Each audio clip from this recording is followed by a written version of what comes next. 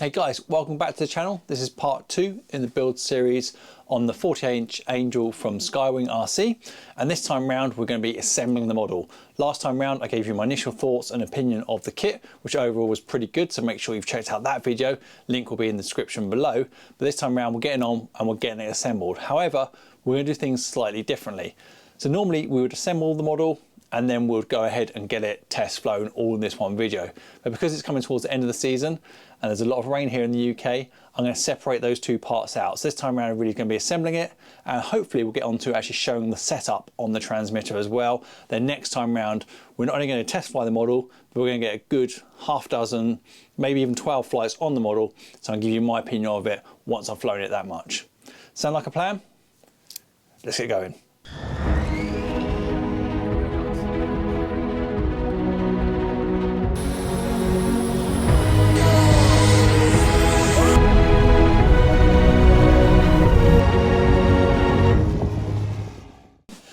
Guys, I made a mistake. I'm already partway through this build and I forgot to mention something really important to you guys, so I'm going to cut this out and put it back to the beginning of the video.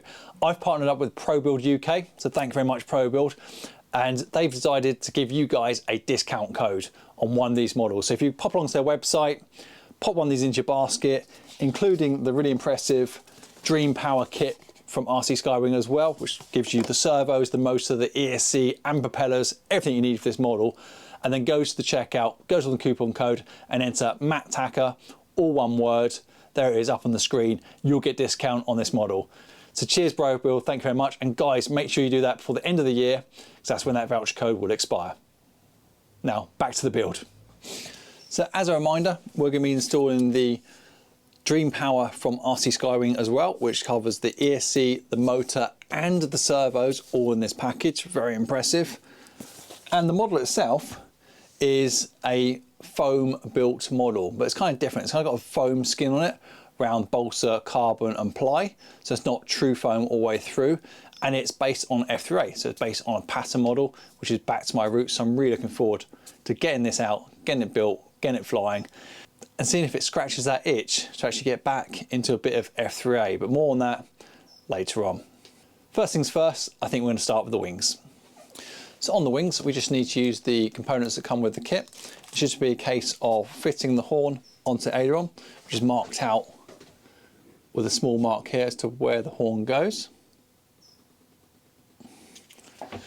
The aileron is already pre-hinged on one side, but then we need to just stick the hinges into slot and glue that as well. And then turn the wing over, we need to install the servo and make up the rod, and then do that on each wing panel, then the wings are finished. I'll get that done now. Okay guys, so I'm partway through prepping here and getting ready to glue all this together, but I just thought I'd show you how far I've got. So first off, I've made up all the rods that come in the kit at the same time, just to get the rudder and elevator ones out the way for later on, so I put them to one side. And the two rods for the ailerons, I've made exactly the same length. So just a little tip there, when you're making these up, just make sure you're making the same length so your ailerons are going to move in the same way together. And then I've gone ahead and prepped all 4 horns that come with the kit as well. And by prepping them, all I've done is I've just scratched up the surface that goes inside the control surface. So you can see here I've roughed up this here just to give the glue a little bit more to bond to. Now it should be okay anyway because there's a hole inside here and glue is going to flood inside that hole, but I always like to rough these up. For 2 reasons: a bit more to adhere to, and also it gives me a nice line as I know how far it goes inside the control surface. So I've done that to all of them. Again, the ones for the rudder and elevator can be put to one side. And then I used, by the way, I just used my perm grit tools to do that. I'm a big fan of perm grit tools. So if you haven't seen them before, I'll put a link below in the description of this video for you. Been using those for absolutely years. And then when it comes to actually just gluing it in, I'm just going to use super glue. So I'm going to use foam safe super glue and just put these in, and that one's actually already glued in and it's nice and tight. So super glue on the horns, then same super glue on these hinges. Now the glue will actually go into this hinge, it's like a material. You've got to be careful you don't go all the way up, otherwise you're going to make that joint stiff, but just put the glue into the slot perhaps, and then slide the control surface in. And then that's basically the ailerons will be on. So I'll get that done now, then I'll show you the wings with the ailerons, and then we'll move on to the servos.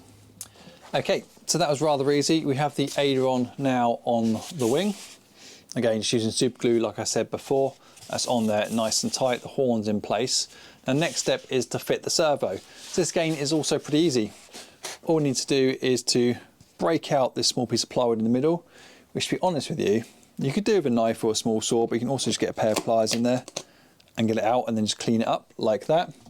And then run the servo in. Now there is a tunnel here for the servo wire, which is a rather nice touch, but unfortunately they haven't included a string or anything to help you pull that wire through. So in that case, I typically use a piece of bendy wire with a hook on it, thread it through the wing, push my wire through, hook it on, then pull it back through, and that tends to work. Now the servos that come with the model, the servos that come with the Dream Power kits from Skywing, which I purchased, the wire on these is long enough to go all the way through the wing and just leave you probably with about 10 to 15 mil hanging out the end. But within the kit, they have provided some really nice extension leads, including some ones for the wing. So the shortest ones are the ones for the wing, then the other ones next size up are for the receiver to go to the wing, and then finally the long ones are for the rudder and elevator servo. What I like about these, if I just show you, is actually good quality. So they've got these keepers on the ends of them. So once you put them together, they clip into place, and then those keepers hold it in nice and tight. So normally I would heat shrink all of this, but I'm not going to do this because that is me pulling it pretty hard, as you can probably tell, and it's staying together. You actually have to pull those apart very slightly and then ease the wire out and it'll come back apart. So I'm not worried about them coming loose. So nice that they provided decent quality extensions in the kit, and they've thought about the wing as well as the receiver, and then of course the other two. So we'll go ahead and put that servo in, and then that will look something like this when it's all connected.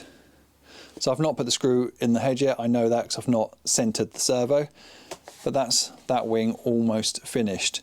So they supply the nuts and the bolts for both these connections. They didn't supply little M2 washers, but luckily I had some, so I like to use washers on these, which I've put just behind the bolt there. And then the final step for the wing is to put the wing fences on. Now I don't know if you can just about see on the camera, if I come closely, probably at that angle there, there's some markings here. Going back, there's one. And then in the red section, you can probably just about see, I mean, you need something better with the lighting in here, but you can just about see the other one here. There, sorry. So that is for wing fences. And I'll show you those in the kit. It's basically, they're for these sections. So you just literally pop out the centre part on each one, which is pretty much cut through anyway. It's just a tiny colour pieces holding it in place, and that is your wing fence, and they are completely symmetrical, so they can go on either way up. I will double check that and confirm, but they look completely symmetrical to me. There we go. And then they slide onto the wing like so on those markers and get glued in place, and that gives it a really nice finishing touch. Makes it more aerodynamic, I believe. I'll have to do some research on that. I mean, I'm used to having them on the tips, SFG side 4 generators on the tips, but these are obviously on the centre of the wings. I'm presuming for different manoeuvres will help with the aerodynamics there and help the model keep in that particular position. So put those on last. Once you finish doing your servos and you're happy with all that, put them on last, because as soon as they're on, the wing becomes a little bit more fragile. When you put the wing down, it's obviously going to be resting on these parts and you don't want them breaking off. So I'm going to go ahead and finish both wings, get the servo in the other one, put the wing fences on both, then I'll show you what they look like. Okay, so both wings now have the wing fences on and are actually finished and ready to go. So I always like to start off the wings and just get them out of the way, then move on to the rest of the model. I just want to show you how I went about doing those wing fences. And I'm not sure if it's the best way, so if you've got any other ideas, please put a comment down below for others and for myself to learn from. So I've basically, rather than gluing the fence and then squeezing it on, I put the fence on first, then just use a little tiny bit of super glue in a couple of spots, smeared that along with the end of an Allen key, then sprayed that with a bit of kicker. and then repeated it on each side, and of course top and bottom as well, and then that got the fences on. And it kind of looks okay. There's a few bits of glue marks, which, you know, if I'm being really fussy, I guess it's kind of okay. Just where the glue sprayed a little bit, then the kicker's dried it really quick. I'm not even sure you can see them on camera. Yeah, more so on the underside there. A bit too much glue there, but they're on.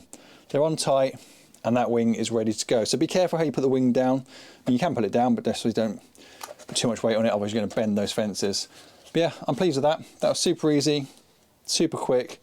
I like the finishing touch there. I like having those on. I think it looks nice. So now, let's move on to the fuselage. So first up with the fuselage, we're going to pop it on its wheels. So we're going to put the undercarriage on underneath, including the tail wheel as well. So let me just show you what they've done here, which I think is quite nice. They've actually given you a flap. So you just cut along here to make this into a flap section.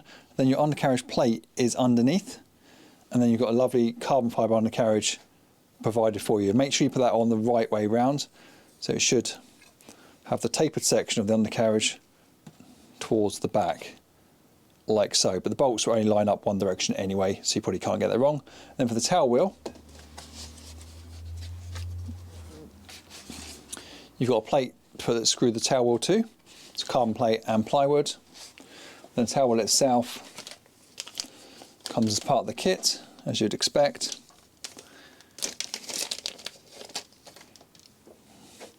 Again, it's carbon fibre, and you get the screws and also the brackets so it can attach to the rudder to make it steerable.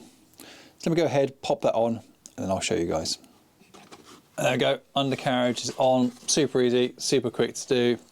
There's the tail wheel and the main undercarriage wheel, and that flap I've just pushed back down. Now I could run a bead of glue along there, but I think at the moment it's staying flat and it should be okay with that. So next up, I'm going to move to the rear end. And first thing we're going to do is pop out the pieces of ply again and mount the two servos. So one for the elevator, sorry, that's probably the rudder one, and that's the elevator one. Either way around, both servos have got to be mounted. And then I'm going to take out this back section here and slide in the elevator. But before I do so, I'll stop on that point. But let me just get the servos in first.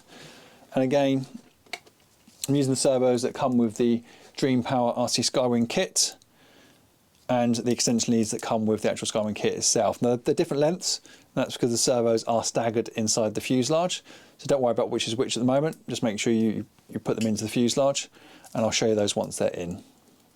I should probably just tell you as well the spec on these servos, which I did cover in the unboxing, but I'll show you it in case you've not watched that.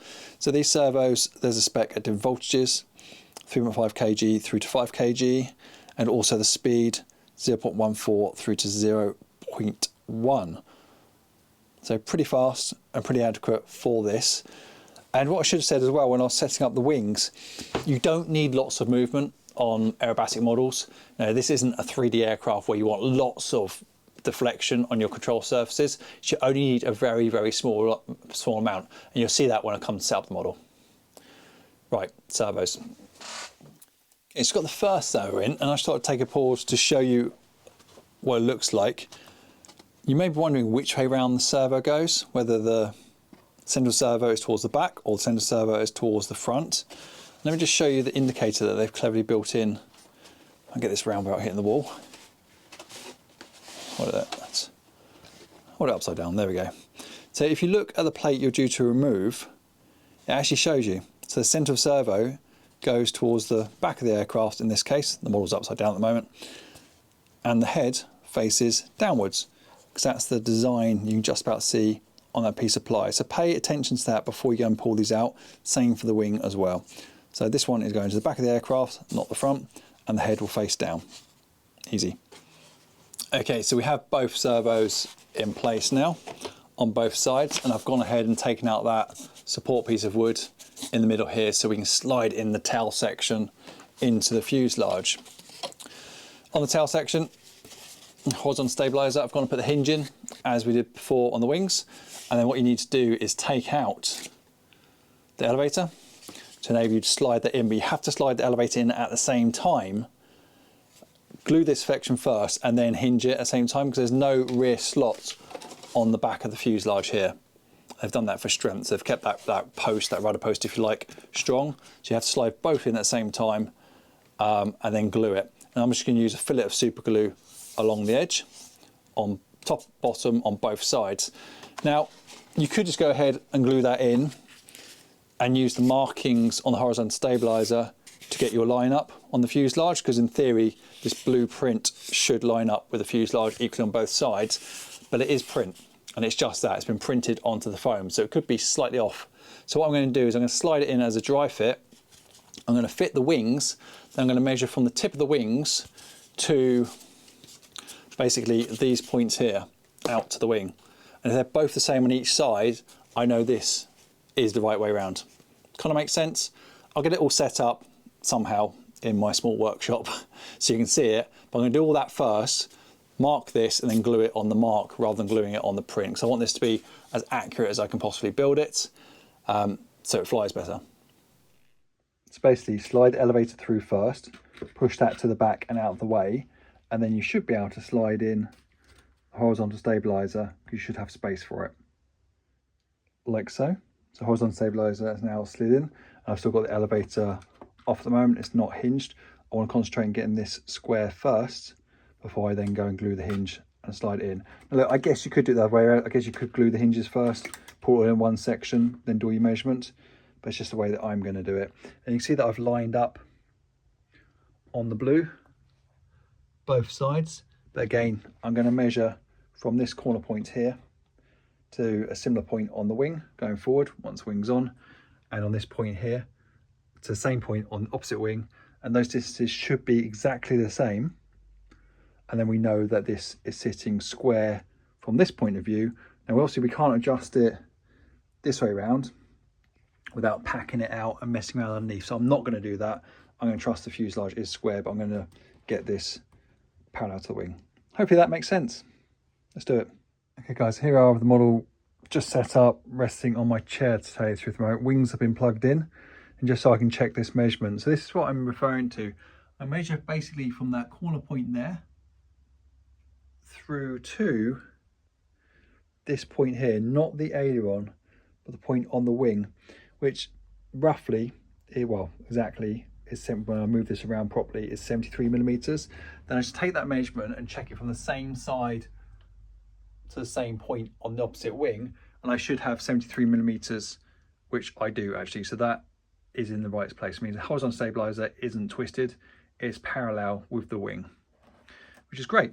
So now what I'm going to do is I'm just going to put some spots of glue along here, then use my Allen key to run it into the joint, do that top and bottom, flood it a bit more into the front here where there's a gap, and that should be stuck in place. And oh yes, I have just stuck the rudder on as well, just by hinging it. And I did actually go ahead and hinge the elevator as well, so that's glued on. It's just a horizontal stabilizer, isn't glued at the moment. So let me get that glued. I'll get the wings off, I'll get the linkages connected up, and then we should be able to move onto the front. Okay, so now the tailplane's on and square, the servo's in, linkages are connected on the elevator and the rudder. That's that bit done. We're going to move to the front. So for the front, you have a motor box, an engine box that needs to be fitted and installed to the front, just some super glue. But before you do that, I suggest you go and open up these holes very slightly. If I just show you, get that in focus, again a bit dark, but they've gone ahead and marked out two sets of holes. So this inner set here, which I've just put a drill through, a 1.5 millimeter drill, you can just see there is a set that I'm going to be using. There's also an outer set as well, which is marked on there. Appreciate that's hard to see, but I've checked with the motor, is indeed the inner set that I need for this kit, and that will line up nicely. However, the motor isn't screwed directly on. You have these spacers that go on, 2 on each corner, to bring the motor forward. And I believe it's 2 on each corner. I believe you have to use all of them for this motor to bring it forward, but we'll check that when we put the cowl on. I'm going to go ahead and put 2 on to start off with. So the next step is to glue the box on.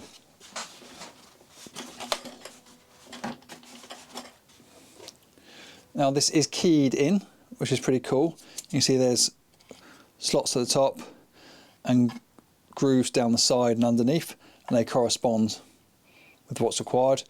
The section at the bottom which stands out is for the ESC to mount to. So if we go ahead and get this glued in like this, it should actually be able to dry fit it, to tell you the truth. I have had it on once already. There you go. So check it dry fits first, and then go ahead. That's it, then go ahead and run super glue all around it. Now I'm just going to use probably thin super glue on that so it really soaks in, and that'll be enough. So I'm going to get that on, then I'll screw the motor on as well, and then we can move on to the cowling to check that it's all in the right place. Okay, so motor is installed with the spacers as well, and I've gone ahead and just cable tied the ESC underneath with the cable ties that were provided in the box, and the spacer as well. I do like the fact that these wires are colour coded, so I'm presuming if they're all connected correctly the motor should spin in the correct direction, rather than trying to guess it and then having to swap two of them if it's not quite right. So with the motor on, we now need to go and have a look at the cowling, which is here, ready to go. So the only thing we need to do to cowling is take out this centre section. So it's already been partially cut, so it's just a case of pulling this out like we have done with other bits of wood, and also removing the foam that's inside there as well, which you can just see better from the front. Let's just pull out nice and easy, and then we can try it on the model to see if we've got the spacing right for the spinner. Okay, so down to one spacer. Sorry if you've been following this along step by step and then made the same mistake. Hopefully that's right, otherwise it will be even more embarrassing. Oh, it's going to be close. That's got to be right, surely. Come on, let's get some. Okay, and that is right. So with that setup, it's just one spacer. So the canopy, sorry, the cowling goes on and then just locks downwards. You push it downwards very carefully, making sure you push in the form that's inside it and not the foam skin, otherwise you'll crush it. And you see everything's kind of lined up. It's lined up at the bottom. Then our gap here looks about spot on, which we can just quickly check by chucking the spinner on, which comes with the kit, which again I like. We should offer the spinner up. Oh, I might need drilling out. There's me hoping we could quickly check that. No, it needs opening up very, very slightly, and I don't want to rush that and get it wrong, but I can tell that the gap there looks about right just by eyeballing it. Pretty difficult for you guys to see because it's not quite square on, but that should be about right, just about a mil or so, 2 mil maybe 2.5. Okay, so I'll go ahead and I think get that spinner drilled out so it's ready to go on for when we're going to put the propeller on, which we won't do until right to the end because I'm in the workshop. I don't want the risk of the engine coming on later on. I think the next step is to actually get the spats on, which are nicely provided and are really funky. What we need is the wheels on, the wheel axles on, and then we need to attach these as well. I quite like those. A little bit fragile. Then the whole model is foam. You just basically remove that insert again. I've got ply inside, and they will go on. So let me get those done. Okay guys, so now the wheels are on, spats are on. I've actually gone ahead and thrown in the receiver and the battery and just done some initial setup on it. So let me show you the installation inside the fuselage first, then I'll show you what I've done on the transmitter, and then we're ready to send it. Okay, so I've put the receiver towards the back there and just literally wired in the rudder and the elevator, and then 2 extension leads, 1 for each wing. Incidentally, I did take off the extension lead which I've previously installed on the wings. I found out we didn't really need it. It's kind of long enough. Let me just show you.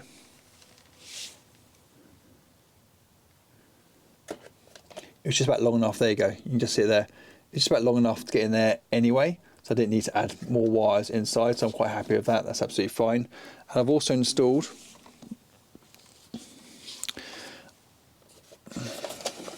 the little capacitor as well, which comes in the kit, which just plugs directly into the receiver.